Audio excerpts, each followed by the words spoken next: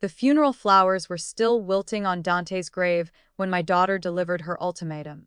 Standing in the kitchen where I'd prepared thousands of meals over 45 years of marriage, I watched Harlow set her designer purse on the counter with deliberate precision. At 42, she had inherited her father's strong jawline but none of his warmth. "Mom, we need to talk." Her voice carried the tone of someone who'd already made an irreversible decision. I was still wearing my black dress from the cemetery, still processing the finality of saying goodbye to the man who'd been my anchor for nearly half a century. My hands trembled as I reached for the coffee pot. "What is it, honey? This arrangement isn't working anymore." Her words were crisp, businesslike. "You're living here in my house." The coffee cup slipped from my fingers, shattering against the tile floor. Brown liquid spread across the white ceramic pieces, much like how my life seemed to be fragmenting before my eyes. "Harlow, it's only been 3 weeks since." "I know." She didn't even glance at the mess. "But life goes on, Mom. I have my own family to consider, my responsibilities. Daddy left everything to me and I can't afford to support you anymore." As I knelt to collect the broken pieces, my 68-year-old knees protesting, I fought back tears. "I have my social security. It's not much, but I can contribute $800 a month." Her laugh held no warmth. "That doesn't even cover the utilities." I looked up at her. This woman who had once been my little girl, who used to crawl into my bed during thunderstorms. "What are you saying?" "I have a solution." She pulled out her phone, scrolling to what appeared to be a job listing. "Private nursing. The pay is excellent. And you were a nurse before you married Daddy." My stomach dropped. "Harlow, I haven't worked as a nurse in over 40 years. Medicine has changed completely. It's not medical nursing. More like companionship, helping with daily activities. I've already contacted them." "You have an interview tomorrow." I stood slowly, ceramic shards still embedded in my palm. "And if I don't get the job?" Her eyes held my answer before she spoke. "Then you'll need to find somewhere else to live." "I'm sorry, Mom, but I can't carry you forever." The next morning, I found myself standing before a mansion that belonged in a fairy tale. The driveway alone stretched longer than my old street. My hands shook as I rang the doorbell, wondering how my life had led to this moment. A 68-year-old woman applying for a job she wasn't qualified for because her daughter had abandoned her. A stern woman in her 50s answered the door. "Mrs. Thompson, I'm Patricia, Mr. Hawthorne's house manager. Please come in."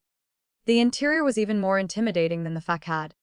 Marble floors gleamed under crystal chandeliers, and artwork that probably cost more than my lifetime earnings adorned the walls. Patricia led me through hallways lined with portraits of people who'd never worried about money. "Mr. Hawthorne requires assistance with daily activities," Patricia explained as we walked.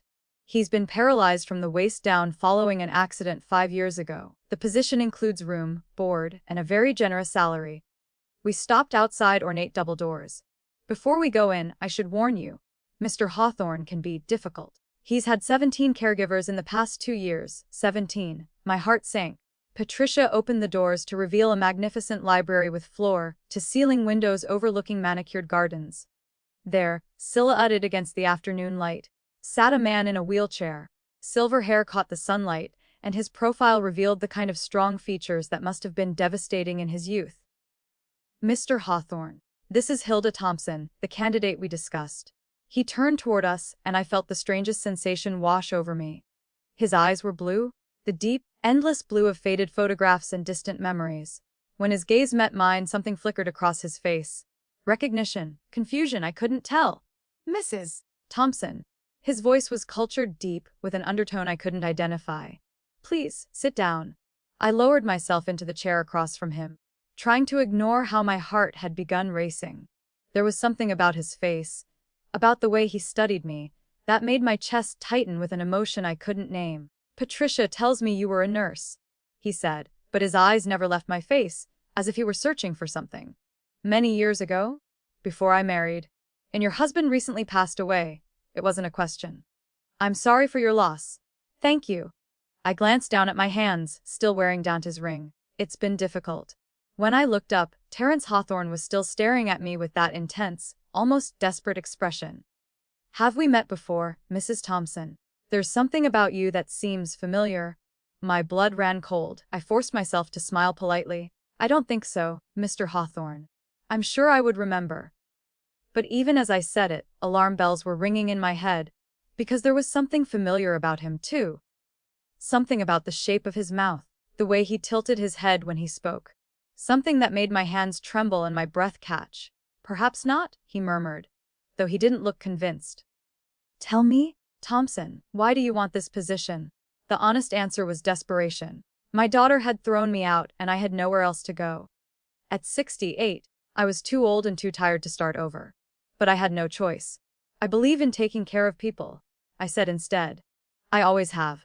Something in his expression softened. And you're not afraid of challenging situations. I thought about Harlow's cold eyes, about cleaning up my broken coffee cup while my daughter watched impassively. No, sir, I'm not afraid. After Patricia left us alone, Terrence wheeled his chair closer to mine. Mrs. Thompson, I'm going to be frank with you. I am not an easy man to work for. I'm demanding, particular, and I don't suffer fools gladly. He paused, studying my face intently. But if you take this position, you'll be treated with respect and paid well. He named a salary that made my head spin. More money than Dante had made in his best year. However, he continued, I need someone I can trust. Someone who won't gossip about my personal affairs or treat me like an invalid. I looked into those blue eyes and felt that strange flutter of recognition again. Yes, Mr. Hawthorne, I can. Good. He extended his hand, and when our fingers touched, I felt a jolt of electricity that had nothing to do with static. Welcome to my home, Hilda. The way he said my name, soft, almost reverent, made my heart skip. I pulled my hand back quickly, telling myself I was imagining things. I was a widow, a grandmother. I had no business feeling anything for this man. But as Patricia showed me to my quarters that evening, I couldn't shake the feeling that my life had just taken a turn I wasn't prepared for. The way Terrence Hawthorne looked at me, like he was seeing a ghost from his past, made me wonder if I was about to discover something I'd spent 48 years trying to forget. My first week at the Hawthorne mansion felt like living in a beautiful prison. My room was larger than my entire apartment with Dante, complete with a sitting area and a bathroom that sparkled like something from a luxury hotel. But every morning when I woke up, I felt the crushing weight of my new reality. At 68, I was essentially a live-in servant. Terrence was exactly as Patricia had warned, demanding, particular, and sharp-tongued when things weren't done to his specifications. His morning coffee had to be served at exactly 7:15, not 7:20. His newspapers required a specific arrangement. His medication schedule was rigid. But there were quiet moments between his commands and criticisms when I would catch him watching me with that same intense expression from our first meeting, as if he were trying to solve a puzzle that had been bothering him for years. Hilda? He said one Thursday morning as I arranged his breakfast tray. That's an unusual name. Family name. I paused in cutting his grapefruit. My grandmother's name, she was German. German. He repeated thoughtfully. And where did you grow up? Here and there. I kept my voice neutral, but my hands had started to shake. My father moved around a lot for work. That afternoon, while Terrence napped, I finally unpacked the 3 boxes Harlow had grudgingly allowed me to take. Most contained practical items, clothes, books, my jewelry box. But at the bottom of the last box, wrapped in tissue paper, was something I'd almost forgotten. I still had my old photo albums. Sitting in the elegant chair by my bedroom window, I unwrapped them with trembling fingers. The first album contained my marriage to Dante, wedding photos, pictures of baby Harlow, and family vacations. A lifetime of careful, respectable memories. I set it aside and reached for the older one, the one I rarely looked at anymore. The cover was faded blue leather, cracked at the corners. Inside were photographs from my life before Dante, before marriage and motherhood, and the controlled existence I'd built for myself. The first few pages were innocent enough. High school graduation, nursing school friends, my parents looking young and hopeful. But as I turned the pages, my breath started coming faster. There on page 12 was a photograph that made the world tilt sideways. I was 20 years old, wearing a yellow sundress I'd sewn myself. My hair was long and dark, pulled back with a ribbon. I was laughing at something the photographer had said, my head thrown back with pure joy. And standing beside me, his arm around my waist and his face lit up with the kind of smile that could melt hearts, was a young man with dark hair and devastating blue eyes. Terry Hawthorne. My hand shook so violently that I nearly dropped the album. Terry, not Terrence. Terry, who had loved jazz music and chocolate ice cream and the way I looked in that yellow dress. Terry, who had promised to marry me as soon as he made his fortune. Terry, who had kissed me goodbye on a train platform 48 years ago and never came back. I stared at the photograph until my eyes burned, trying to reconcile the young man in the picture with the silver-haired man in the wheelchair downstairs. The features were the same, those aristocratic cheekbones, the strong jaw, the eyes that seemed to see straight through to your soul. But Terry had been warm, passionate, full of dreams and wild plans for our future together.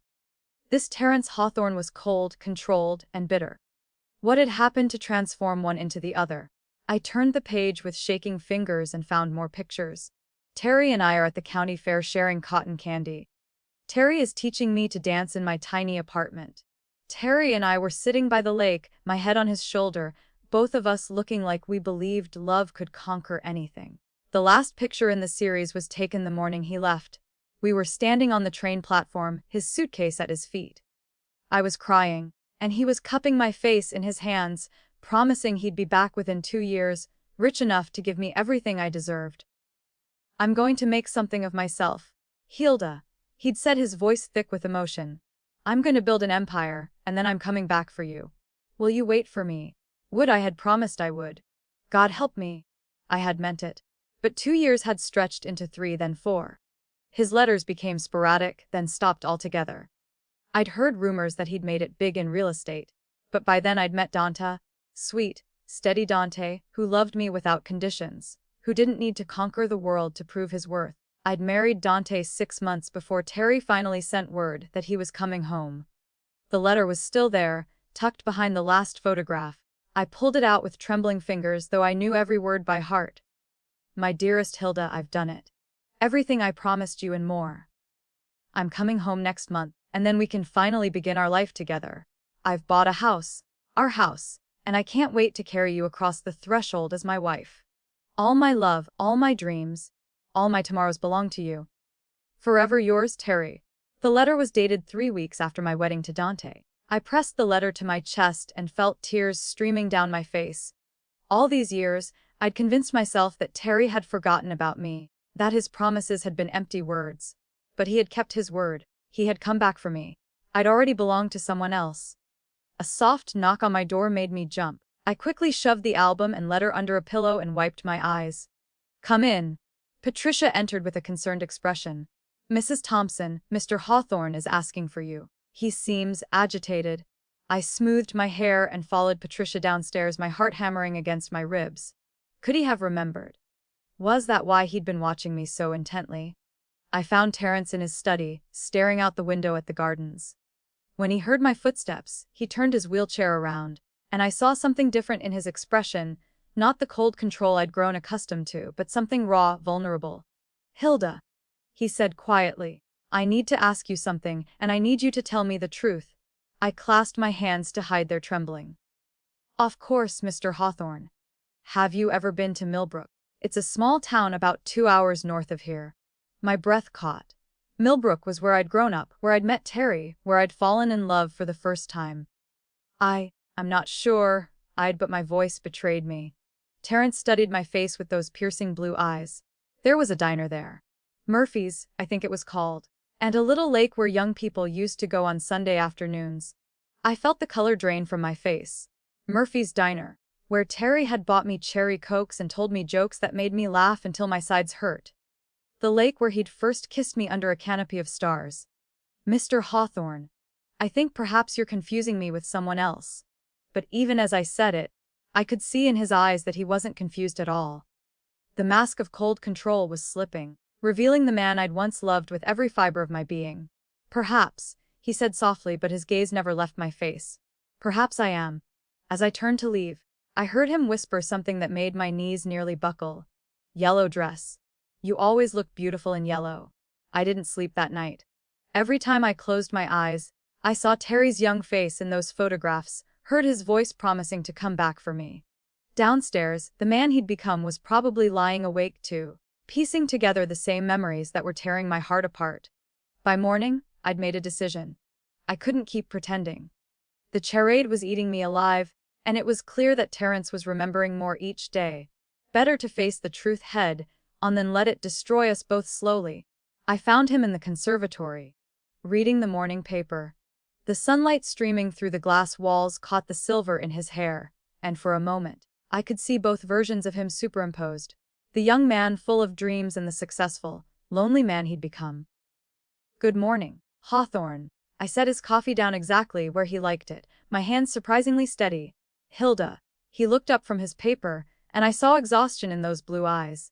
"Did you sleep well?" "No," I said honestly. "Did you?" A ghost of a smile touched his lips. "No. I kept thinking about yellow dresses and cherry cokes at Murphy's Diner." My breath caught. There was no point in denying it anymore. The cherry coke was too sweet. "You always said I should get vanilla, but I was stubborn." Terence closed his eyes, and when he opened them again, they were bright with unshed tears. "Hilda Marie Brennan. You wore your grandmother's locket and had a scar on your left knee from falling off your bicycle when you were 8. I touched my throat automatically. Where the locket used to rest, you gave me a ring. A little silver band with a promise that someday you'd replace it with diamonds. I still have it." His voice was barely a whisper. "I've carried it with me for 48 years. We stared at each other across the space that separated us. Not just the few feet between his wheelchair and where I stood, but the decades of different lives, different choices, different kinds of love. "Why didn't you tell me who you were?" he asked. I sank into the chair across from him, suddenly feeling every one of my 68 years. "Because I was afraid. Because I'm not the girl you remember anymore. Because—" I took a shaky breath. "Because you're not the boy I remember either." Terence nodded slowly. "When I came back and found out you'd married Dante Thompson, I wanted to hate you. I told myself you'd never really loved me, that you'd just been waiting for someone better to come along." "That's not true." The words came out more forcefully than I'd intended. "I waited, Terry. I waited until I couldn't wait anymore. Your letters stopped coming, and I thought—" I wiped away a tear. "I thought you'd forgotten about me." "I never stopped writing," he said quietly. "But my business partners convinced me that a small-town girl would hold me back. They intercepted my letters, told me you'd moved on. By the time I realized what they'd done, you were already married." The cruelty of it hit me like a physical blow. All those years of wondering, of feeling abandoned, when Terry had been trying to reach me all along. "I hired a private investigator to keep track of you." Terence continued. "I know it sounds terrible, but I needed to know you were happy. I knew when Harlow was born, when you moved to the house on Maple Street, and when Donnie got promoted at the bank. I even knew when he got sick." I stared at him shocked. "You've been watching me for 48 years. From a distance. I never interfered, never tried to contact you. I needed to know you were all right."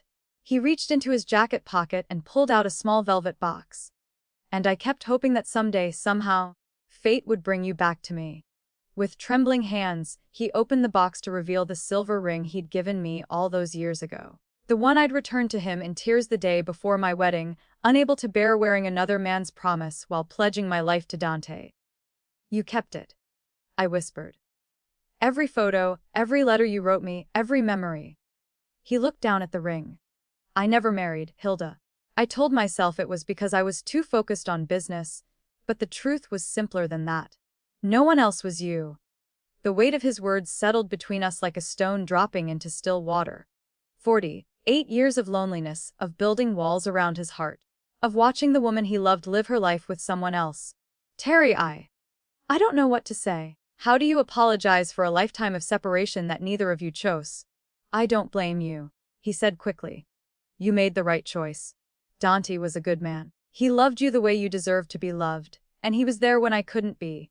I've made my peace with that." "Have you?" I asked softly, because the man I've been working for these past weeks doesn't seem at peace with anything. Terence's jaw tightened. "The accident changed me. 5 years ago, I was still holding on to the fantasy that maybe someday we'd meet again. Maybe there could be some kind of second chance. Then I woke up in a hospital bed, paralyzed from the waist down, and I realized how foolish I'd been. What could I offer you now? A broken man in a wheelchair?" "Stop." I stood up abruptly, anger flaring in my chest. "Just stop. Do you think I'm so shallow that your legs matter more than your heart? Do you think I'm the kind of woman who would turn away from someone I cared about because they needed help instead of being able to give it?" He looked startled by my vehemence. I loved you, Terry. Not your potential fortune, not your grand plans for the future. I loved the boy who brought me wildflowers because he couldn't afford roses. The boy who held me when I cried about my father's drinking. The boy who believed in dreams so fiercely that I couldn't help but believe in them too. I was crying now. 48 years of suppressed emotions pouring out of me like water through a broken dam. And if that boy is still in there somewhere, then everything else is just details. 6 months later, I stood in the same conservatory where Terry and I had first acknowledged our past. But everything had changed. The morning light streaming through the glass walls caught the simple gold band on my left hand. Not the elaborate diamond Terry had once promised, but something better. Something chosen by the people we'd become rather than the dreams of who we thought we'd be. We'd been married quietly 3 weeks ago, with only Patricia and Terry's lawyer as witnesses. It wasn't the grand wedding I'd imagined as a 20-year-old girl, but it was perfect in its simplicity.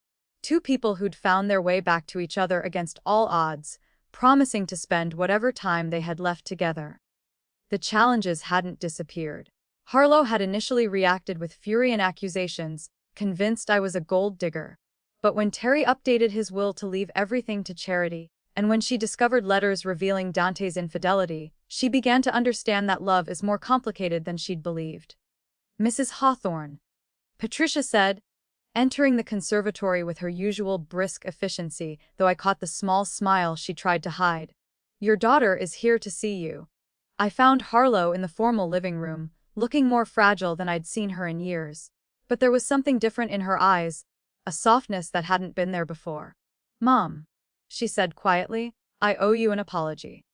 I've been thinking about what you said, about first loves and second chances. I went through Daddy's papers and found evidence that maybe your marriage wasn't as perfect as I always believed." She was referring to the letters she'd discovered. Evidence of Dante's affair during his final years. It should have devastated me, but instead I felt relief. Relief that I didn't have to feel guilty for finding happiness again. I was jealous.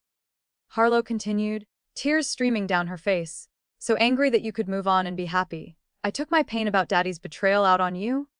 "Oh, sweetheart," I said, sitting beside her and taking her hand. "You should have told me."